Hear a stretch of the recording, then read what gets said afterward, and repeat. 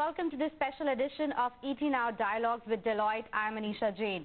GST has completed 6 momentous years. Since its launch on the midnight of July 1st, 2017, the goods and services tax has acted as an engine for driving the domestic consumption and has become a game changer for the entire Indian economy.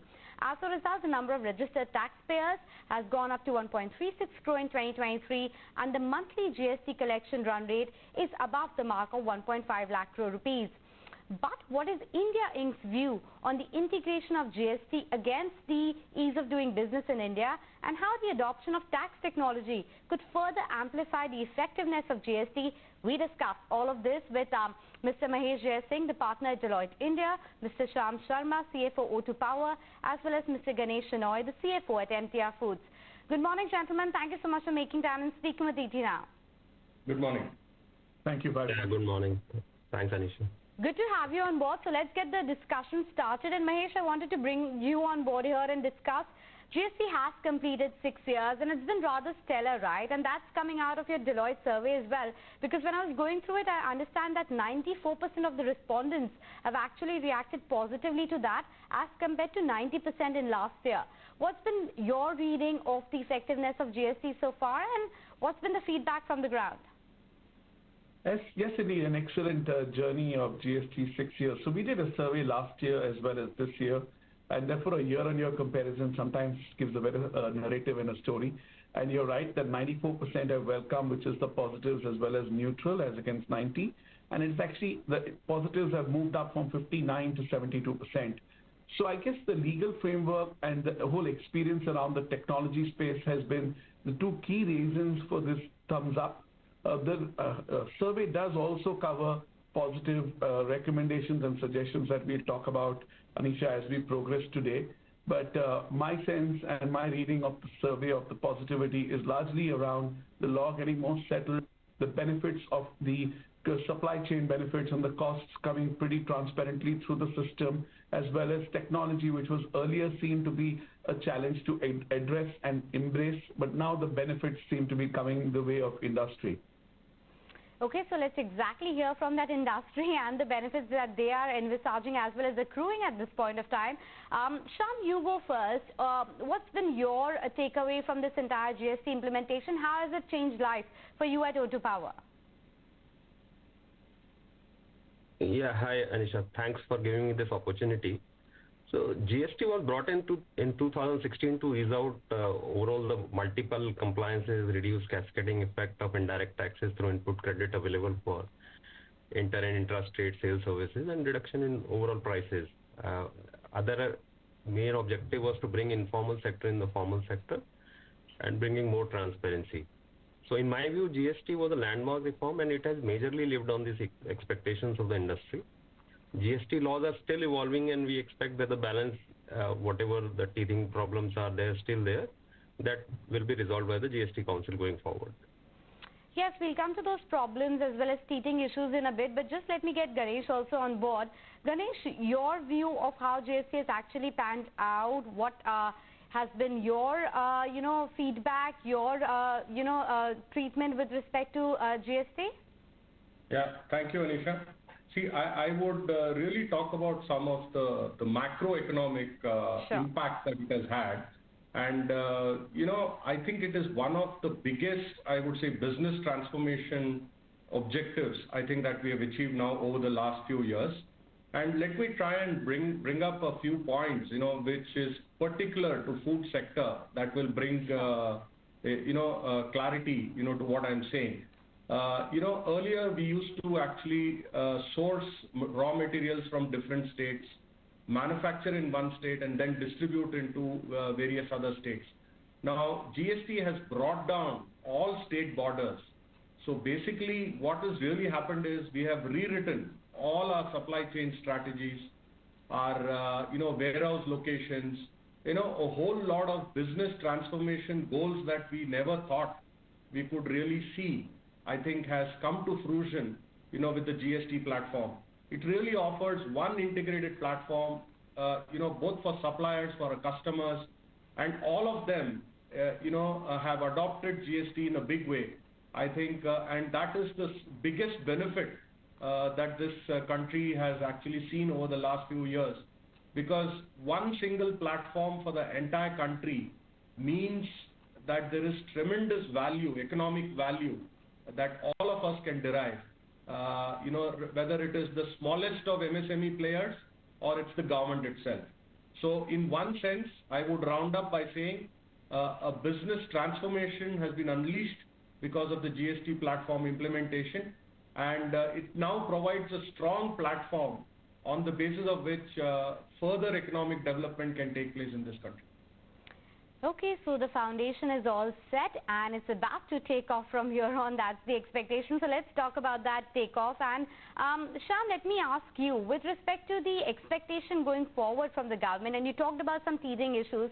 So talk to us about that. What is the teething issue, and going forward, what the expectations are from the government, say over the next 2 to 3 years, to further ease out this GST compliance?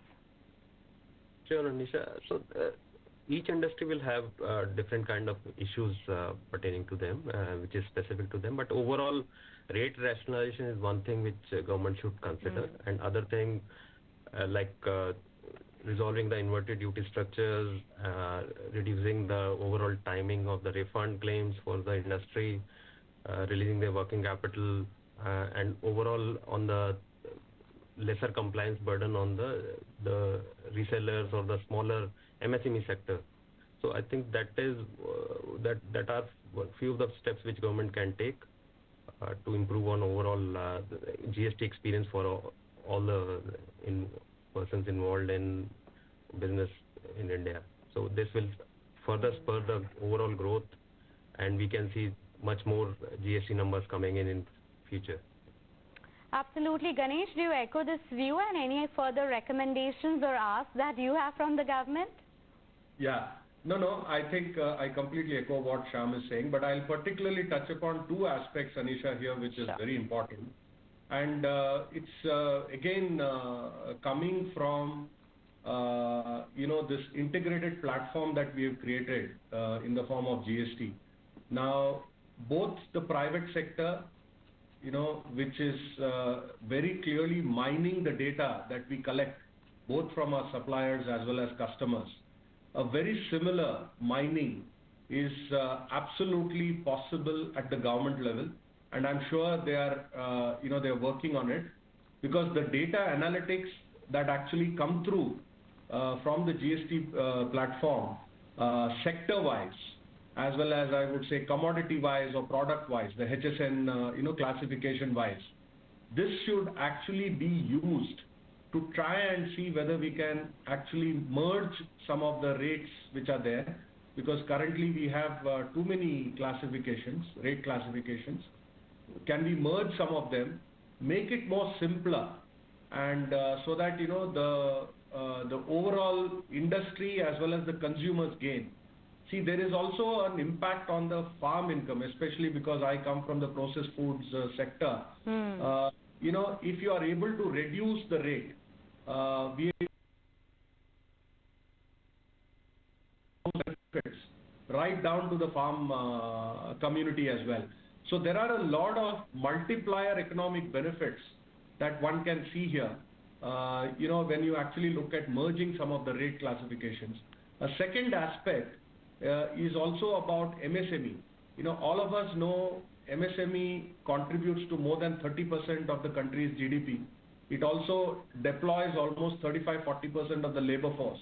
So as far as MSME is concerned, what can we do to help them unlock working capital, which is probably stuck by way of some refunds which they are waiting for? Some of those aspects, if government with all the data analytics at their disposal, how can we actually ease, this further, is what I think. And again, it's not just the government responsibility. I would think it is a partnership between the government and the private sector, and we are more than willing to actually collaborate with the government to deliver some of these objectives, for the MSME sector as well as to the farm community.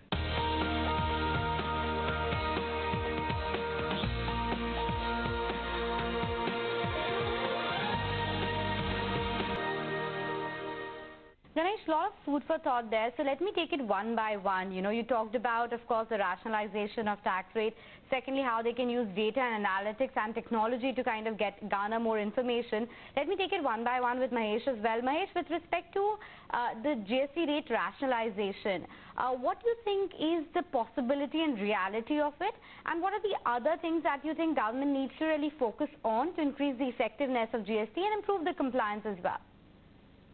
I think on rate rationalization, as both Ganesh and Shyam have explained, there's an expectation from industry. But look at it from a government standpoint. We almost had 229 products under the 28% category. That's already down to around 30-odd products.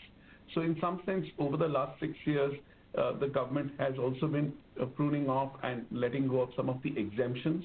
So on both sides, most of the products now are either at 18 or 12 and some products 5. The government did set up a GOM for looking at rationalization of rates, and I believe that that's still work in progress.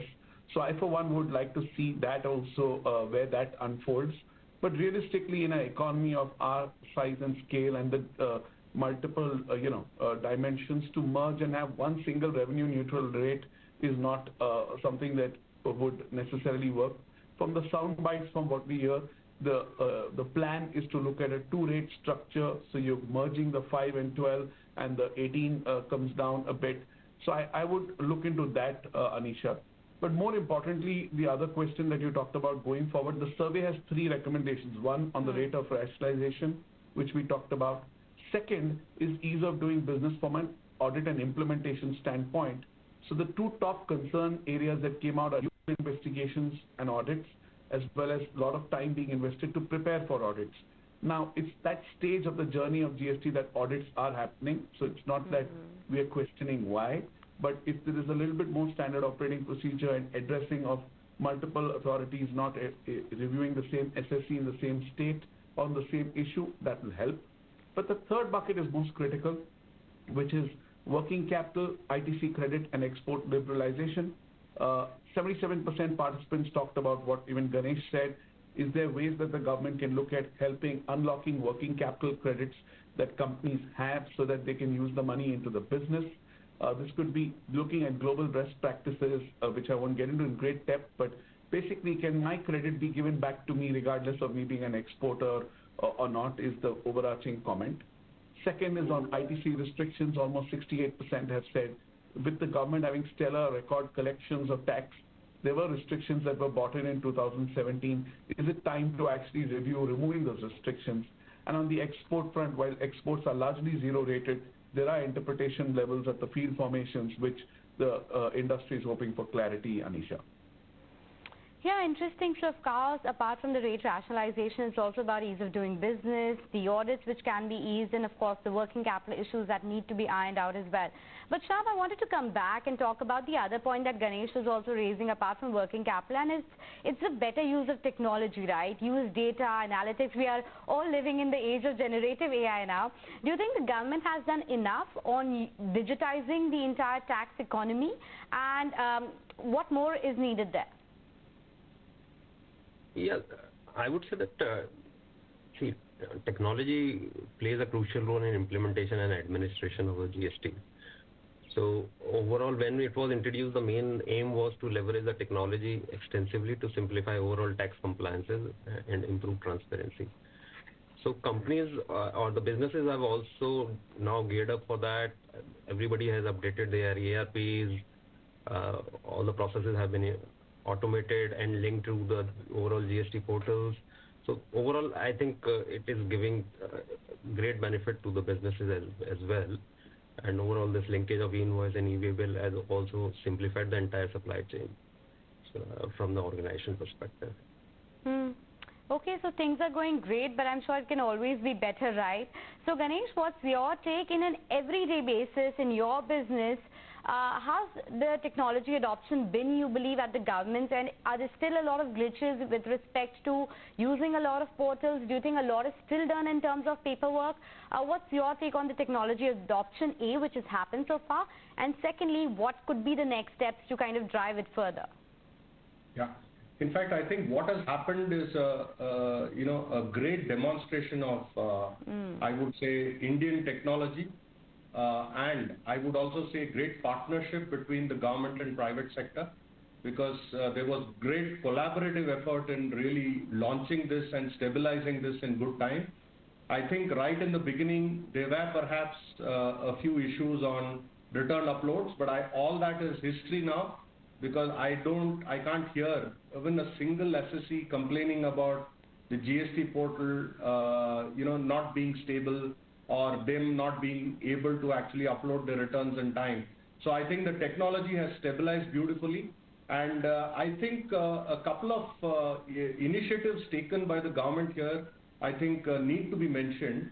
The linkage of e-invoice and e-waybill has actually smoothened the supply chain and simplified I would say, the supply chain system greatly, because as I said a few minutes back, the state borders have come down, but all paperwork has now transformed into electronic documents and electronic data, and this has actually ensured that the lead time between the factories and our warehouses have been brought down almost by between 30 to 50%.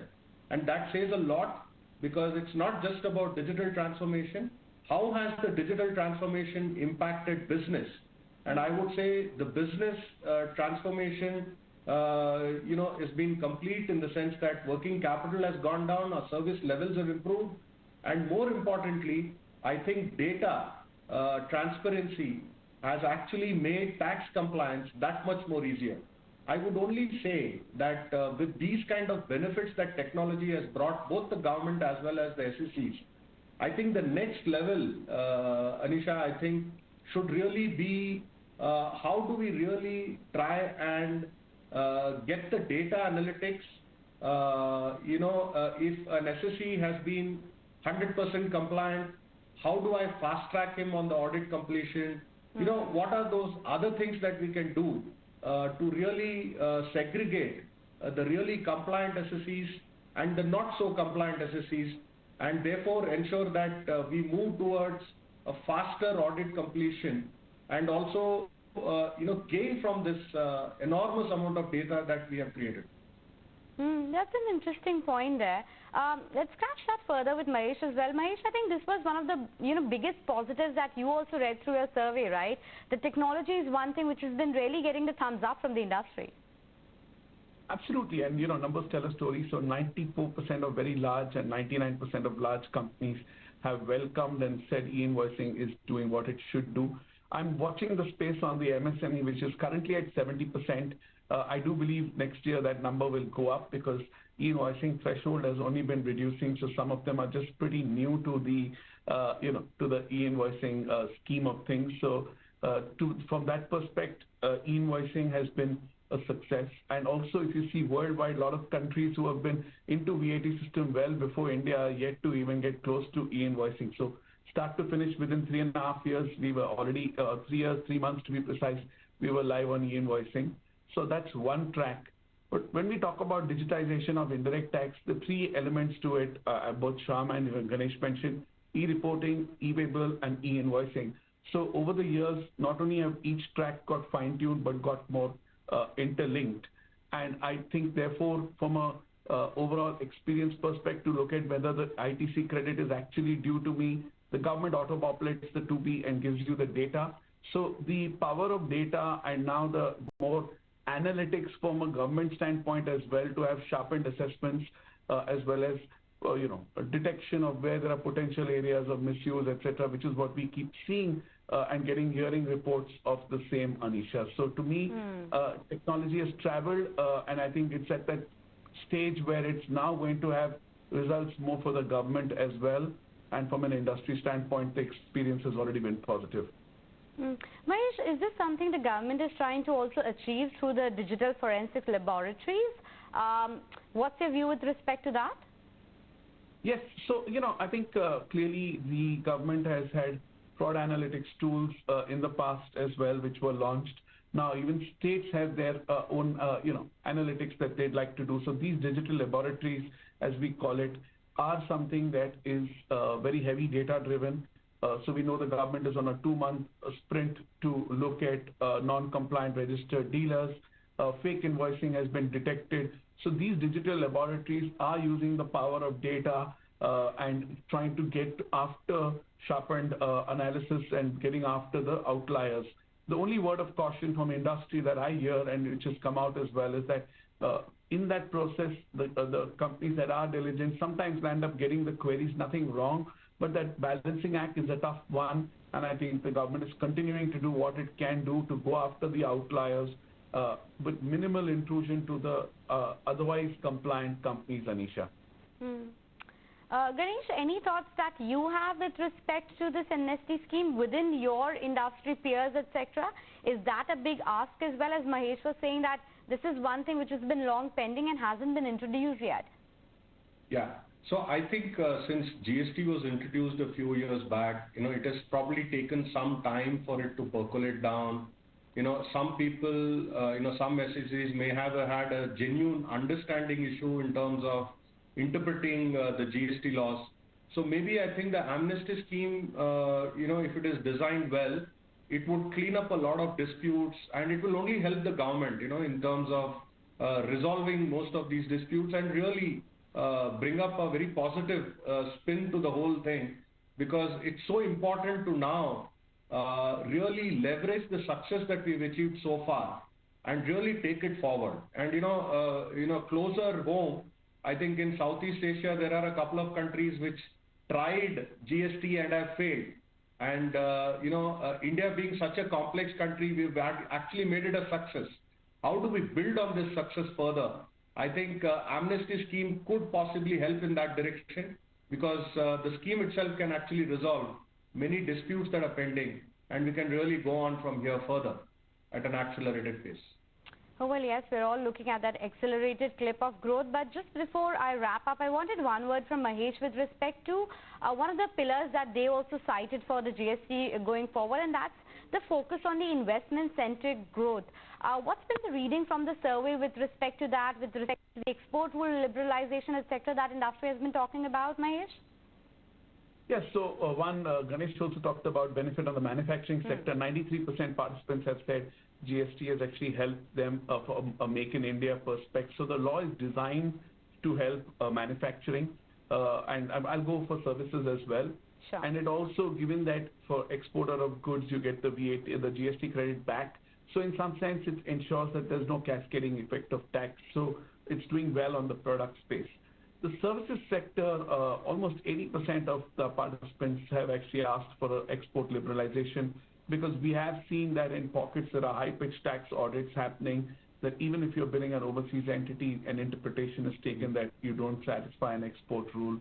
So to me, I think that the export rule liberalization is something where the government could look at making some small changes, and because they did come out with clarifications in the last couple of years, particularly one called intermediary. It's a little detailed, but I won't go into it.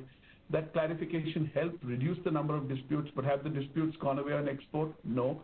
And that's why export sector in services in particular are looking at some more reforms to see and make it more simple for them, Anisha. Absolutely. So that in a nutshell is where we stand with respect to GST, because of course the 6 years have been rather momentous in terms of how the entire transformation has happened of the Indian economy, but a lot can be done more further to propel the economy, whether it is in terms of simplifying the ease of doing business a bit more, making the compliance a bit more easier, as well as ensuring that the input tax credits as well as working capital issues are streamlined going forward as well. And of course, tax rationalization, that is one ask which have been made time and again, and schemes like amnesty, etc., will ensure better compliance going forward as well. On that note, gentlemen, I let you go. Thank you so much, Mahesh, Shyam, as well as Ganesh, for joining us today and talking to us about how technology can play an important role in GST going forward, as well as what lies ahead when it comes to the indirect taxation. Thank you. Thank you. Thank you. Thanks for having us over.